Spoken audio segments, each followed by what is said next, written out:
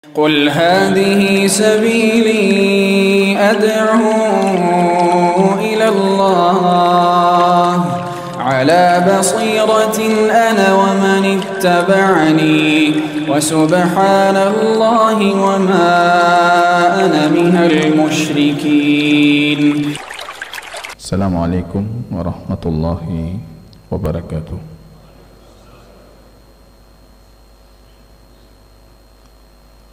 Alhamdulillahi Rabbil Alamin, nahmaduhu wa nasta'inuhu wa nastaghfiruh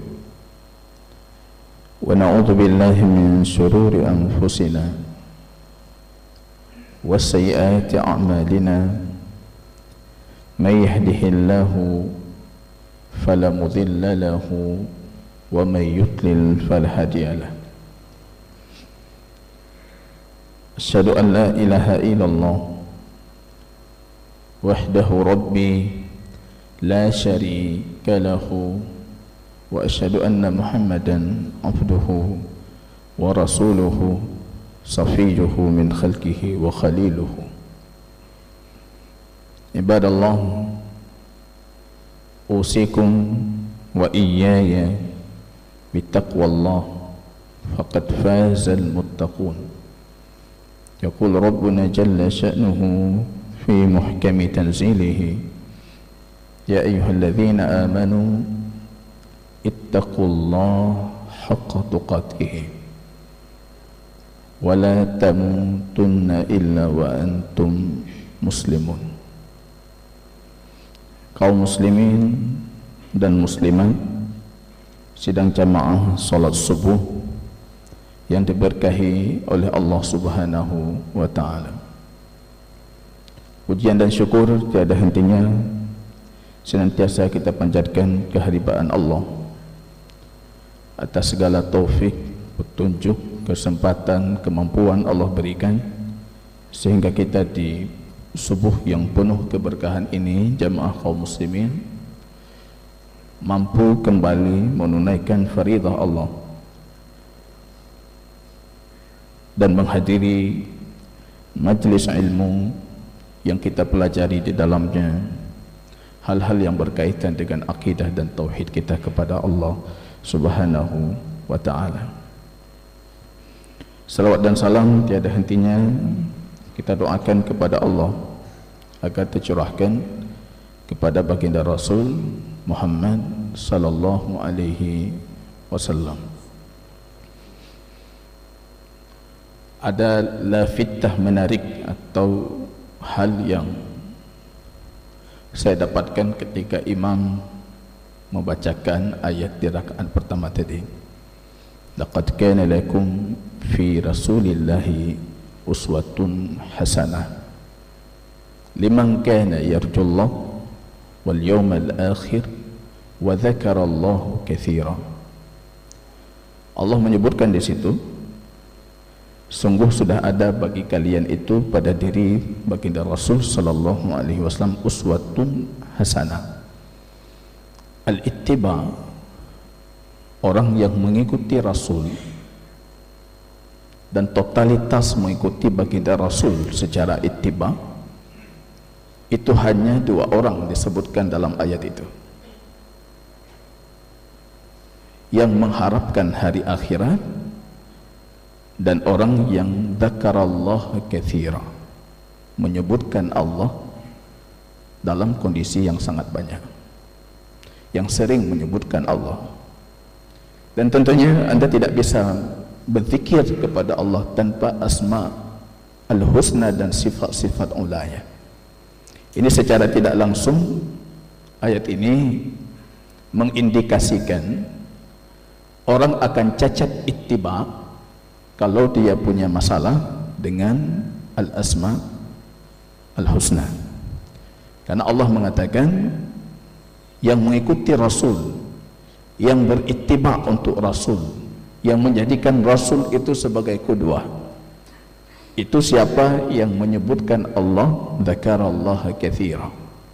Walillahil hamd, jamaah kaum muslimin rahimani wa rahimakumullah. Kita dapatkan ahrasun nas, kaum muslimin yang paling rajin, yang paling gigih, yang paling semangat dalam ittiba baginda Rasul sallallahu alaihi wasallam, mereka yang punya hak di dalam keyakinan Asmaul Husna. Dan itu kenyataannya demikian. Orang yang punya masalah dengan Asma'illahi al-Husna dan sifat-sifat keagungan Allah, mereka juga itu yang bermasalah di dalam ittiba Rasul sallallahu alaihi wasallam. Makanya jamaah kaum muslimin, pembelajaran kita ini termasuk yang harus diperhatikan perhatian serius. Pembahasan urgen yang kita pelajari tentang akidah kita sesuai dengan kitab Allah, sesuai dengan sunnah petunjuk baginda Rasul Muhammad sallallahu alaihi wasallam. Pada pertemuan yang lalu, soal al-wahid wa sab'un, pertanyaan ke-71, di sana kita mengupas apa makna arti dari sabda baginda Rasul. Allah itu punya 99 nama, faman ahsaha dakhalal jannah, yang menyebutkan dan menghitung nama ini, menghafal nama ini. Dan kita sudah menguraikan al-ihsa, ahsaha dalam bahasa Arab pada pertemuan yang lalu itu punya 3 tingkatan arti. Tingkatan paling rendah itu menghitung, menghafal dan bisa menghitungnya, 99 nama itu tingkatan paling rendah. Tingkatan selanjutnya al-ihsa itu berarti al-husat, akal, bisa memahaminya, mengerti maksudnya, memahami konsekuensinya, memahami dan mendalami maknanya.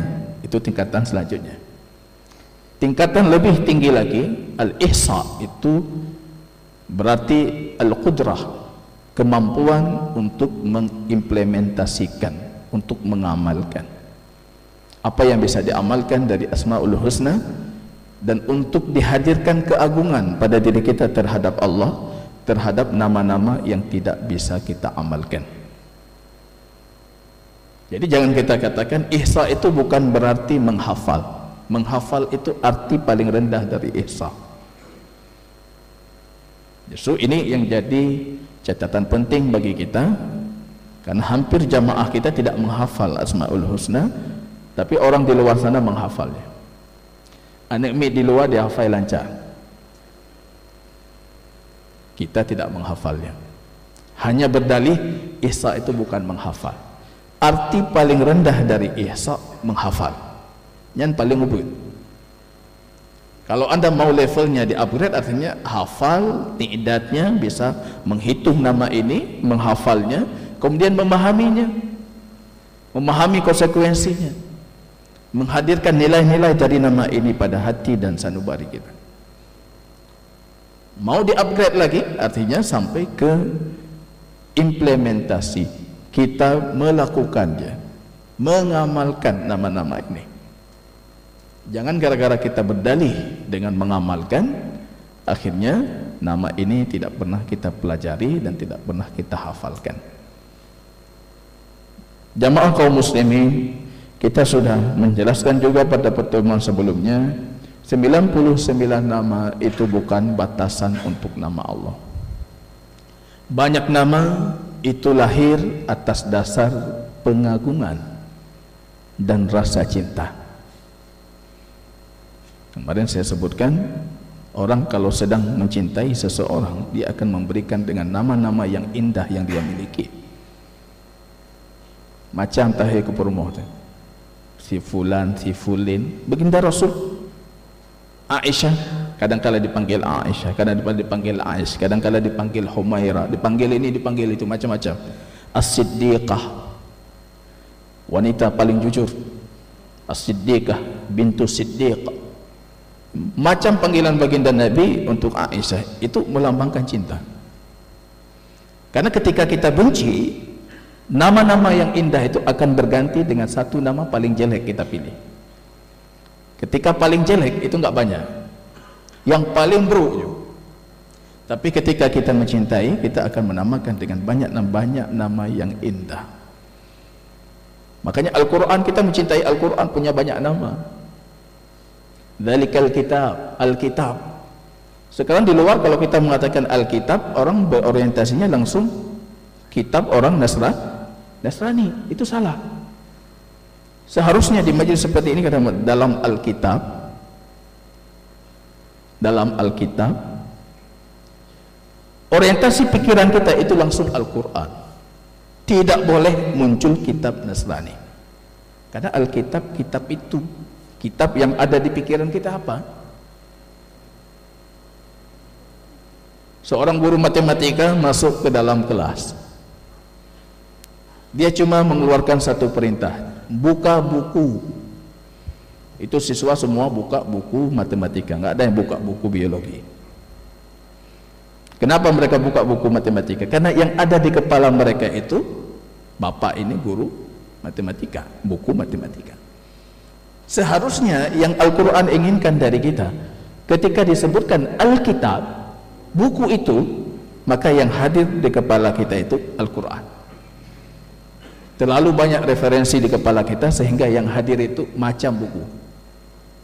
Buka buku, itu buku Ustaz. Macam buku yang hadir. Itu punya masalah. Dengan referensi ilmiah di kepala kita itu punya masalah. Hebat orang Nasrani. Kita bicara dengan orang Nasrani, baca-baca dalam Alkitab, dalam buku kami, dalam Alkitab, dalam buku kami. Kita tidak bisa mengatakan seperti itu. Allah menamakan itu Dzalikal kitab, itu Alkitab. Alkitab nama dari nama Al-Quran. Al-Furqan, At-Tanzil, Al-Dzikru, itu berbagai macam nama-nama Al-Quran. Bahkan para ulama ahli Quran menyebutkan tidak kurang 100 sekian nama Al-Quran. Katanya yang Mbak Ron heboh na jauh, yang kamu karak. Mereka sepakati 58 nama Al-Quran. Ahlu sunnah yang mengatakan dirinya merujuk kepada Quran dan hadis, nama Quran cuma 3 dihafal. Penyakit itu. Banyak nama Al-Quran. Itu menunjukkan kualitas cinta kita, kualitas pengagungan kita. Maka kalau kemarin kita mengatakan dalam bahasa Arab itu uniknya demikian, satu itu punya ratusan nama. Maka saya katakan tidak mungkin Allah itu cuma punya sebatas 99 nama. Kuda saja 200 sekian nama, singa 300 sekian nama. Untuk mengatakan cinta itu ada 300 kosakata. Masa untuk Allah cuma 99? Itu hanya yang kita tahu. Yang kita tahu hanya 99 yang dikabarkan kepada kita. Dan Allah punya nama-nama yang Allah khususkan dirinya tanpa dikabarkan para nabi, tanpa diturunkan di dalam kitab. Kita memuji Allah dengan segala nama yang Allah miliki, baik kita ketahui ataupun kita tidak mengetahuinya. Itu keunikan bahasa Arab. Yang bahasa hari ini banyak jamaah kaum muslimin meninggalkan dan lebih memilih bahasa lain. Lebih bangga dengan bahasa lain. Padahal perbandingannya itu 21-0. Kosakata bahasa Inggris Anda bandingkan dengan kosakata bahasa Arab yang diketahui, belum yang tidak diketahui. Itu perbandingannya 1:21. Yang kalian banggakan itu cuma 1. Yang seharusnya kita banggakan itu 21. Ada uniknya, satu benda dinamakan 300 nama. Ada satu nama punya sekian arti, itu sebaliknya. Begitu dalam lughah Al-Quran ini, bahasa suci yang kekal abadi, yang Allah jamin memelihara bahasa itu sampai hari kiamat kelak. Ingat dulu ketika masih kecil, menghadiri kajian salah satu ustaz sunnah, dalam tanda kutip, beliau membacakan ayat Al-Quran. Rupanya ada seorang tengku dayah yang hadir ingin menguji ustaz. Ketika dibacakan ayat yang angkat tangan, Ustaz. Itu kata ma di dalam ayat itu. Itu ma apa itu? Karena dalam bahasa Arab ma itu punya 8 arti. Mohon maaf, Ustaz ini tidak terlalu mendalami bahasa Arab. Karena ditanyakan demikian, terpojok marah, maka. Kecil saya berpikir hana cocok lagi ya. Hana cocok. Ahlus sunnah harus orang yang paling mendalami lughah Quran, harus menjadi orang yang paling paham bahasa Al-Quran. Muncul orang itu keluar Wahabi tapu danji hanji bahasa Arab ya. Hanji dibaca kitab, malu kita. Maka hari ini saya berpikir untuk menghadirkan generasi setelah kita ini, siswa-siswa kita ke depan harus lebih unggul baca kitab dibandingkan orang-orang dayah di luar sana. Itu yang sedang kita coba untuk kita hadirkan, supaya mindset umat itu berpikir yang cara membaca kitab, yang paling paham Quran, paling paham hadis itu mereka. Sekarang sudah terbentur kita. Awaknya ndak awak berlapik kitab. Kita tidak bisa baca kitab. Bahasa Arab tidak bisa. Tak payah jauh Makkah. Malu kita. Ini jamaah kaum muslimin, begitu uniknya bahasa Arab ini. Yang mentadabburinya, coba Anda bayangkan. Ketika imam membaca Quran tadi, saya menyimak ayatnya. Kemudian saya berpikir, ini faedahnya kenapa Allah menyebutkan ayat ini seperti ini. Itu faedahnya. Itu tidak saya baca di dalam kitab. Itu cuma dengan modal bahasa yang kita punya, kita coba mentadabburinya ketika kita mendengar ayat itu dibacakan. Bisa kita keluarkan faedah. Ada hikmah, kita keluarkan faedah dari ayat-ayat yang kita dengar dan dibacakan. Jamaah kaum muslimin rahimani wa rahimakumullah, kita masuk ke pembahasan terakhir dari pembahasan ini. Tentunya nantinya kita akan melanjutkan ke pembahasan iman terhadap para malaikat. Di pembahasan terakhir ini Syekh Hafidz Hakami rahimahullah, as-su'al ats-tsani wa sab'un, pertanyaan ke-72, beliau mempertanyakan ma dhiddu tauhid al-asma was sifat. Apa lawan dari tauhid asma dan sifat? Ini tradisi Syekh Hafidz Al-Hakami. Ketika berbicara tauhid rububiyah, di penghujung pembahasan beliau mempertanyakan apa lawan tauhid rububiyah. Siapa yang masih ingat? Kita punya 2 hadiah di depan ini. Lawan tauhid rububiyah. Tauhid rububiyah itu mengesahkan Allah dalam perbuatan Allah.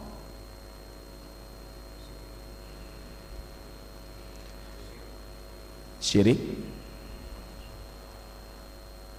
Nah, ini harus kita luruskan dulu. Itu lawan tauhid uluhiyah. Uluhiyah mengesahkan Allah dalam ibadah kita kepada Allah. Lawannya mensyirikkan Allah, menyekutukan Allah dalam ibadah. Kalau rububiyah mengesahkan Allah dalam perbuatan Allah. Seperti apa? Ateis, orang yang mengingkari Allah itu pencipta. Komunis, mengingkari takdir, mengingkari berbagai macam yang seharusnya ditetapkan untuk Allah sebagai pemilik rububiyah yang paling sempurna. Sudah punya kitab? Nah, dah dapat. Sekarang kita perhatikan apa lawan tauhid al-asma was sifat. Artinya ini berbicara tentang kesesatan. Banyak kelompok-kelompok yang menisbatkan diri mereka ke dalam Islam dalam pembahasan asma dan sifatnya Allah. Dan ini harus kita ketahui jamaah kaum muslimin, ini lahir belakangan. Ini bukan produk dari zaman salaf yang Allah jamin kebenaran manhaj dan cara mereka dalam beragama. Duluan lahir takdir, bid'ah dalam masalah takdir, itu awal. Bid'ah dalam ghulu terhadap para sahabat baginda Nabi, itu awal. Bid'ah dalam melawan para sahabat baginda Nabi, itu awal. Bid'ah dalam hal meyakini Quran itu makhluk, itu awal. Tapi kalau Asmaul Husna, ini bid'ah belakangan itu. Sudah ada banyak ijma' sebelumnya tentang pembahasan ini yang tidak bisa diingkari lagi. Ibnu Qattan dalam Al-Iqna fi Masail al-Ijma' menukilkan ijma'. Abu Hasan Al-Asy'ari dalam risalah ila ahli sughur juga menukilkan ijma'.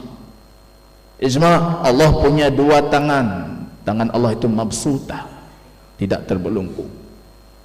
Ijma' Allah di atas arasy. Abu Hasan menambah lagi, ijma' Allah memiliki kursi dan arasy Allah itu lebih agung dari kursinya. Itu ijma' yang tidak diperselisihkan lagi di masa-masa awal. Ijma' Allah berbicara dengan Musa taklima. Ijma' kalam Allah itu ijma' sudah dinukilkan bergenerasi itu. Kemudian baru muncul, kalau kata Imam Ibnu Qayyim, dari orang-orang yang punya penyakit di hatinya, yang busuk pikirannya ataupun busuk tujuannya. Ada orang niatnya baik tapi rupanya pemikirannya salah. Ada orang pemikirannya baik tapi busuk di niat dan hatinya, di tujuannya, untuk menggelabui kaum muslimin, untuk menghilangkan akidah kaum muslimin. Maka kalau kita jajaki ini kemana muaranya, nanti kita akan dapat itu dari Lubaid ibnul A'sam, penyihir yang pernah menyihir baginda Nabi.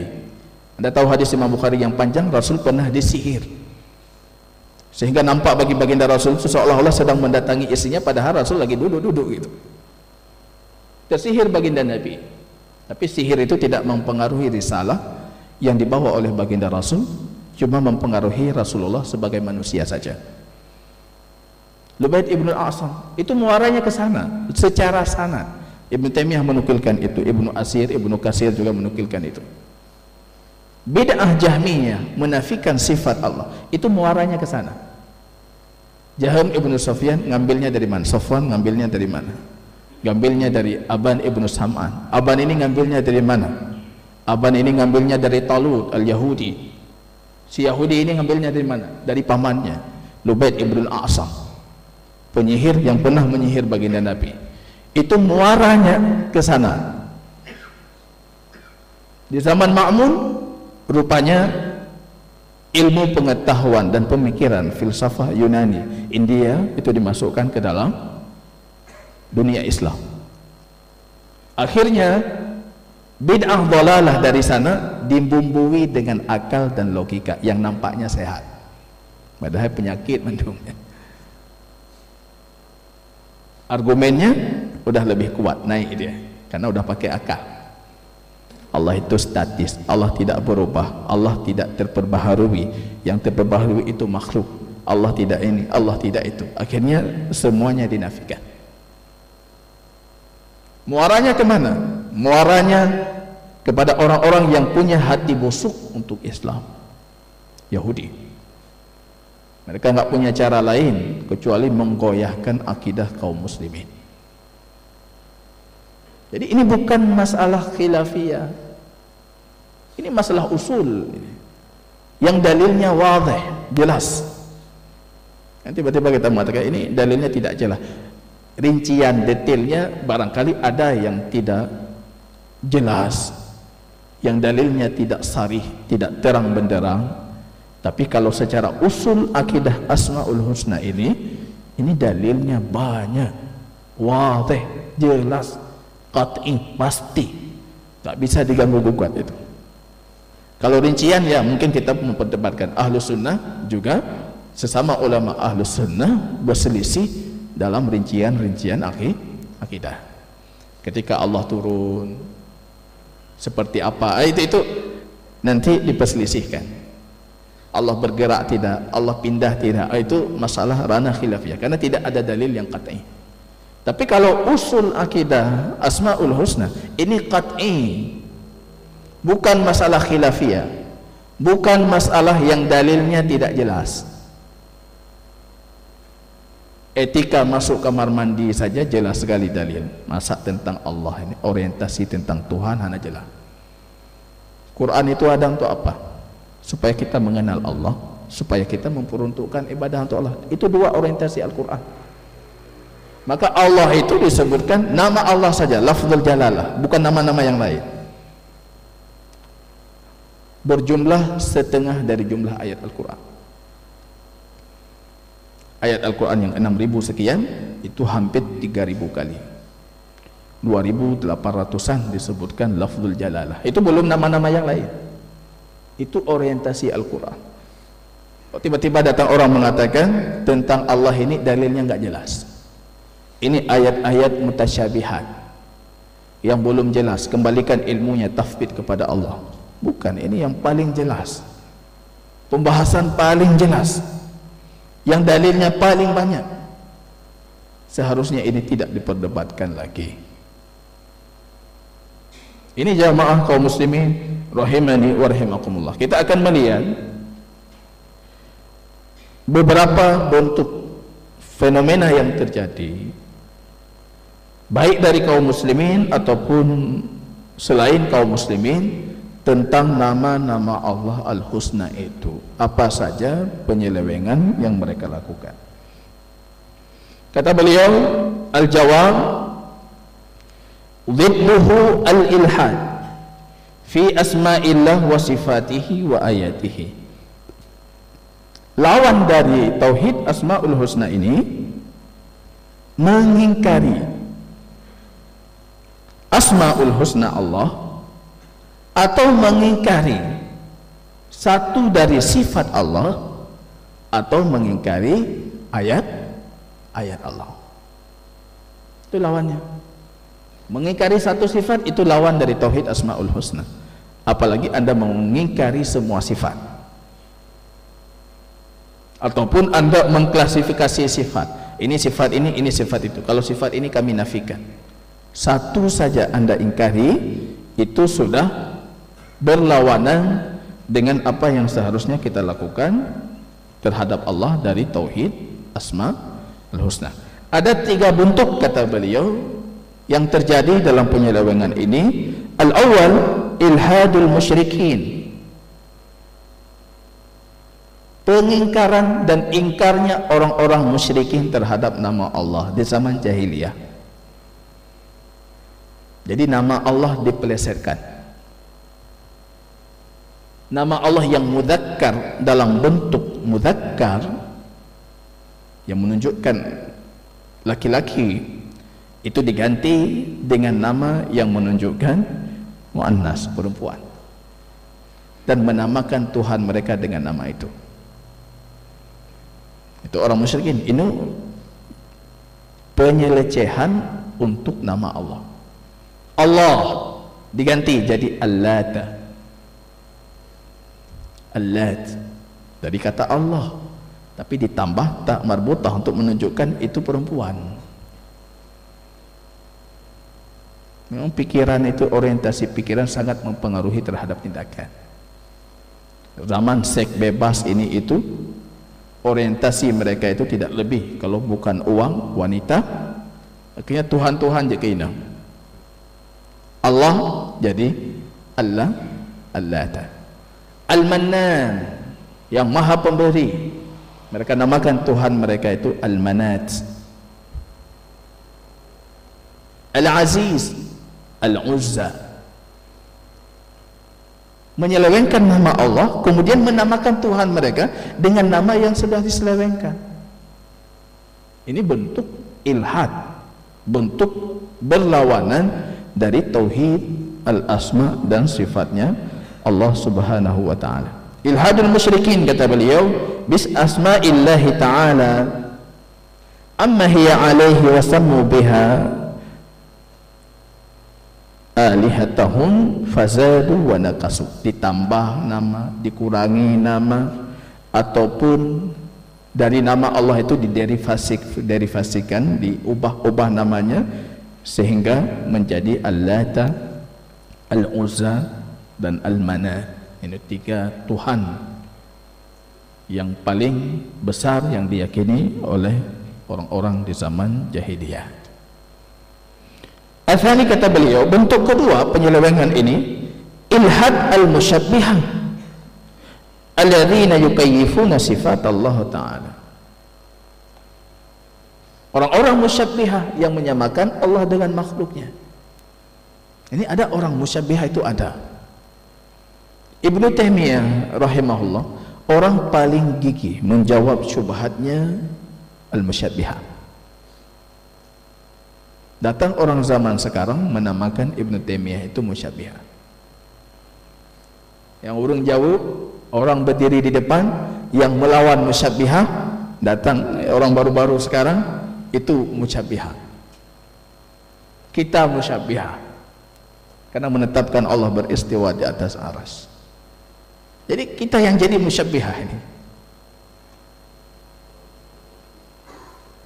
Makanya Ibnu Taimiyah membuat satu kesimpulan, Ibnu Qayyim juga demikian. Beliau mengatakan, kalau Anda ingin mengenal siapa orang Mu'attilah yang menafikan sifat Allah, lihat saja mereka akan menamakan orang lain musyabbihah. Itu orang Mu'attilah itu pasti akan menamakan orang lain musyabbihah. Ada famili kita yang menghalalkan darah kita karena faktor mereka menuding, meyakini kita itu musyabbihah. Drone halil darah, kejit halil darah. Saya sudah baca itu dalam kitab Sawa'iq Mursalah Imam Ibnu Qayyim. Penyelewengan terhadap ta'til, kata beliau, menafikan sifat Allah, itu lahir dari 2 hal. Yang pertama, kata beliau, seperti saya utarakan tadi, niatnya tidak baik. Yang kedua, pemikirannya tidak baik. Yang bahaya, kata beliau, kalau niat tidak baik, pemikiran pihanaga, ya, itu luar biasa fatal. Fatalnya apa? Karena dia niatnya tidak baik, pemikirannya tidak baik, itu dia akan sampai ke titik menghalalkan apa yang Allah haramkan. Dari darah kaum muslimin dihalalkan. Mereka mengatakan Wahabi itu suka mengkafirkan, menghalalkan darah kaum muslimin.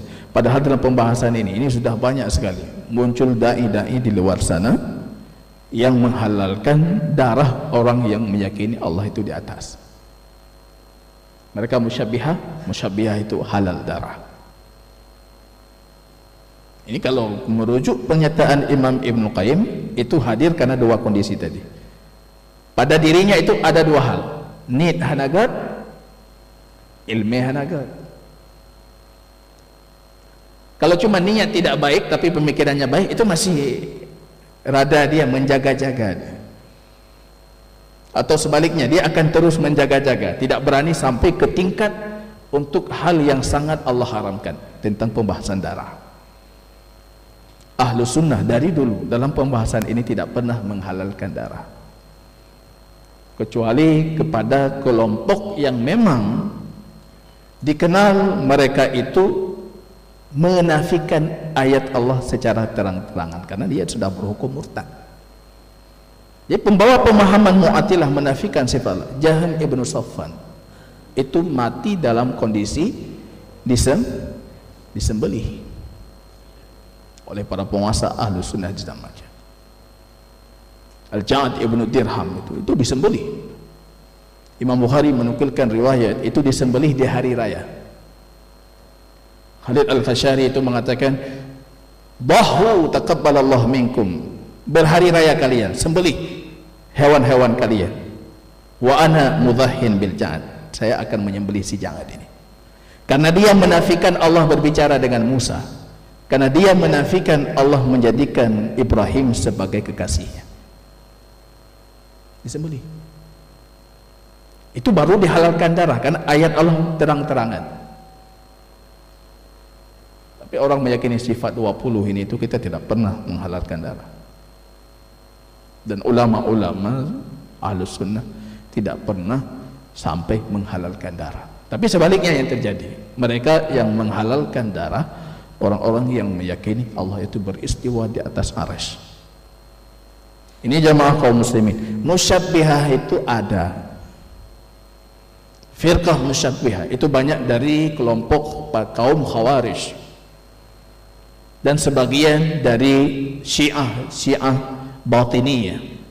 Mereka punya akidah tasbih Allah dengan makhluk. Langsung Allah dikatakan Allah tinggi sekian, wajah Allah seperti ini. Kadang-kala dari mereka menggambarkan Allah. Allah seperti ini, Allah seperti itu. Itu tasbih. Dan kita tidak berkeyakinan seperti itu.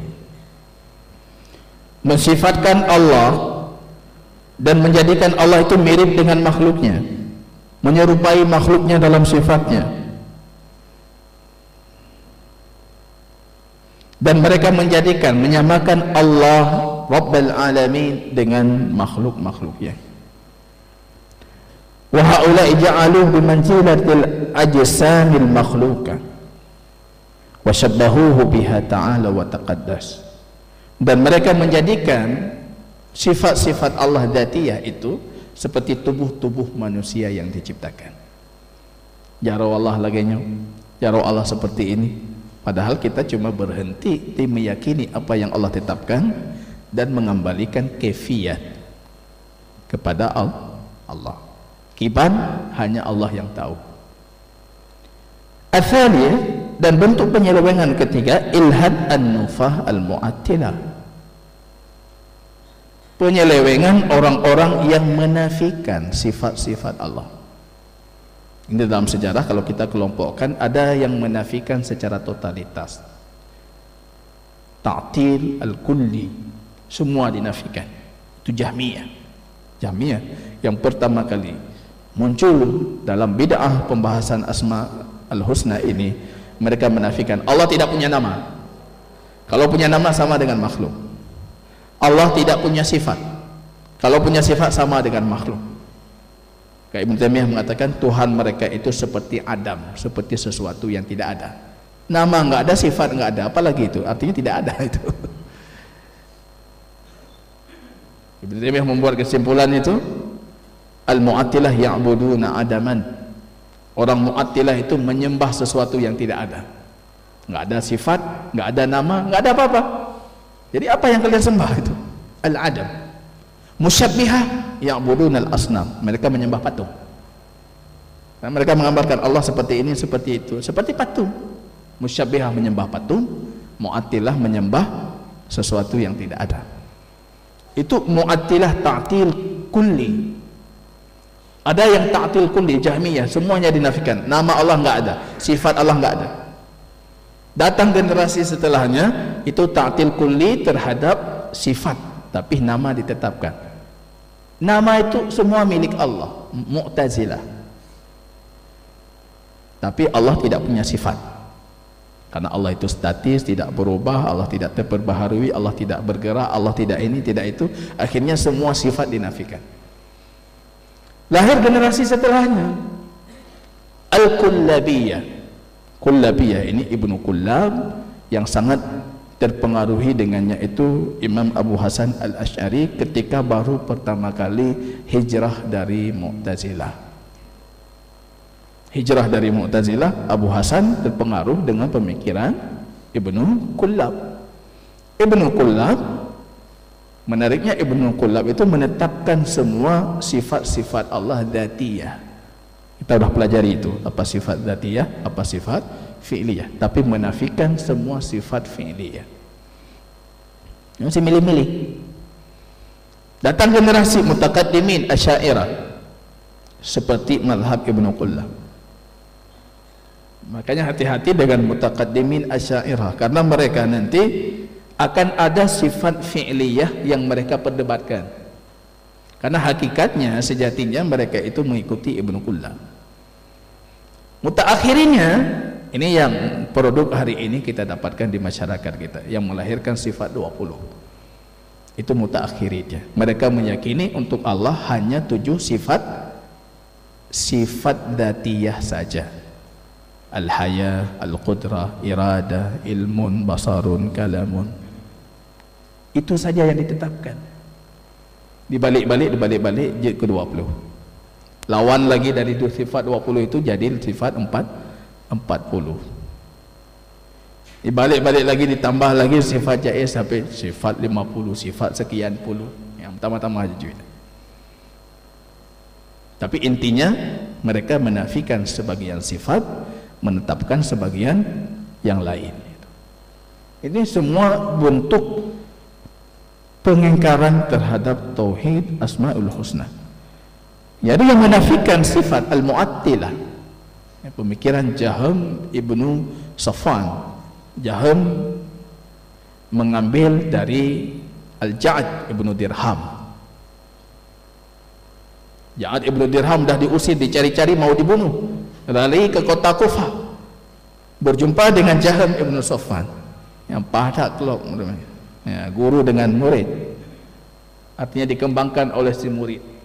Jadi pemikiran Jahmiyah tidak dikenal dengan pemikiran Ja'diyah.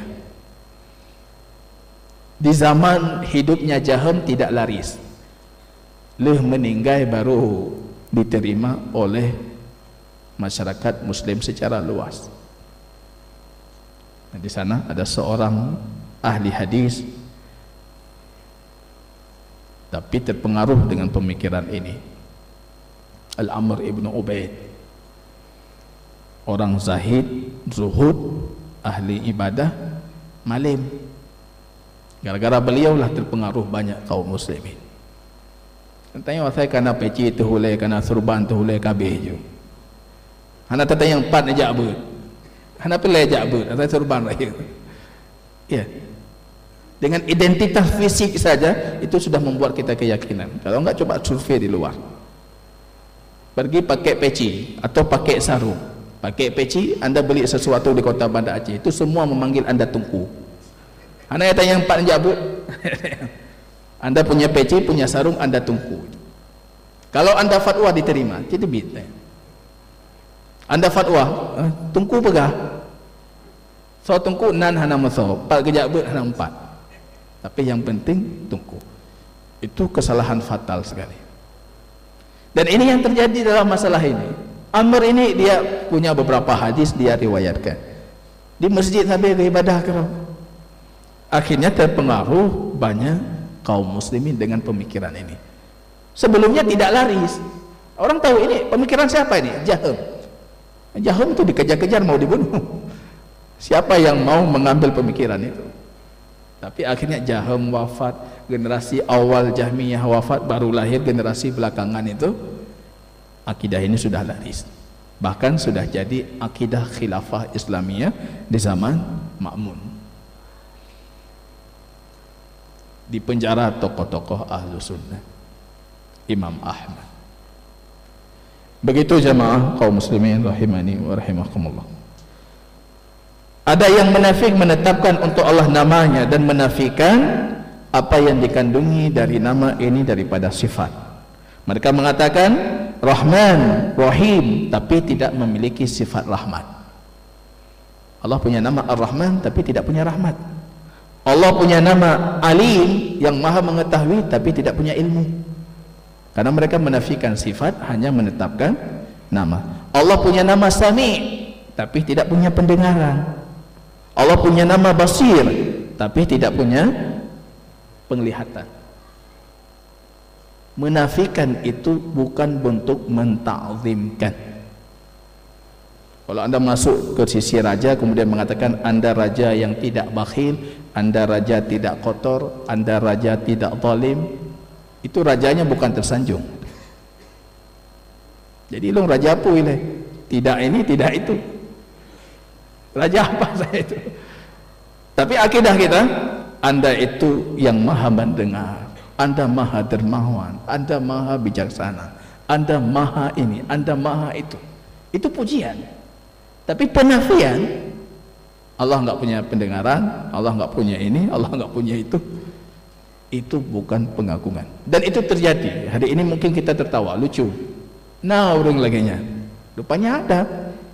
Dan itu diyakini secara mayoritas di zamannya, diyakini demikian. Wal qism sarrahu bin nafyi al asma wa mutadamminatiha bil kulliyah wa wasafuha bil adam al mahad la isma lahu wa la sifat. Ini orang Jahmiyah tidak menetapkan untuk Allah nama dan tidak menetapkan untuk Allah sifat, ya. Subhanahu wa ta'ala amma yaqulu dhalimun al-jahidun al-mulhidun uluwan kabira. Allah terlepas dari pernyataan para ahli ilhad ini. Rabbus samawati wal ard. Ini satu ayat menggabungkan 3 jenis tauhid. Kadang mereka di luar bertanya, yang tauhid bagi 3 tauhid itu dari mana itu? Itu rekayasa Ibnu Taimiyah. Ada yang mengatakan itu rekayasa Muhammad Ibnu Abdul Wahab. Mereka membid'ahkan kita dengan sifat ini, tapi mereka sendiri jatuh ke jurang bid'ah. Itu kata mereka. Maka ayat ini menjawab tudingan itu. Satu ayat 3 tauhid masuk dalam satu ayat. Rabbus samawati wal ardi wa ma bainahuma. Itu tauhid Rabb, rububiyah. Tuhan langit dan bumi, apa yang ada di antara keduanya. Fa'budhu, maka ibadahlah, tauhidkan Allah dalam ibadah kepadanya. Itu tauhid uluhiyah. Hal ta'lamu lahu samiyya, apakah kalian tahu ada yang dinamakan dengan nama sepertinya? Tauhid asma dan sifat. Ini 3 tauhid disebutkan dalam Quran surat Maryam ayat 65. Laisa kamitslihi syai'un wa huwas samiul basir. Tidak ada satupun yang sama dengannya, dan dia maha mendengar dan dia maha melihat. Asy-Syura ayat 11, ya'lamu ma baina aydihim wa ma khalfahum wa la yuhituna bihi ilma. Allah tahu apa yang ada di belakang, apa yang ada di depan, dan tidak ada sesuatu apapun yang bisa meliputi secara ilmu untuk Allah Subhanahu wa taala. Kita tidak punya ilmu yang cukup, yang sempurna untuk mengetahui bagaimana Allah. Quran surat Thaha ayat 110. Kita ulangi jamaah kaum muslimin, ini masalah sudah final bagi generasi salaf hadhil ummah. Itu sudah selesai masalah ini. Enggak perlu didiskusikan lagi. Ini masalah sudah titik. Kan komali. Harisun alaikum, itu sifat Nabi. Orang paling gigih menyampaikan untuk umatnya.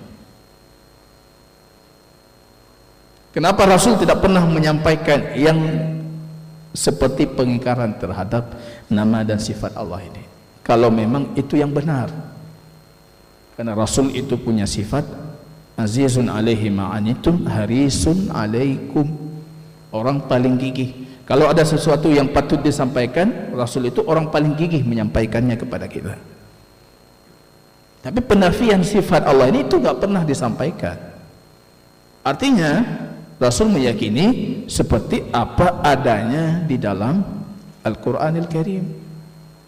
Kalau memang ada penafsiran lain, Rasul itu akan jadi orang yang pertama kali menyampaikan kepada umatnya. Pastinya Rasul tidak mau juga kita jatuh dalam perselisihan seperti ini. Tapi karena itu masalah sudah final, tidak perlu disampaikan lagi.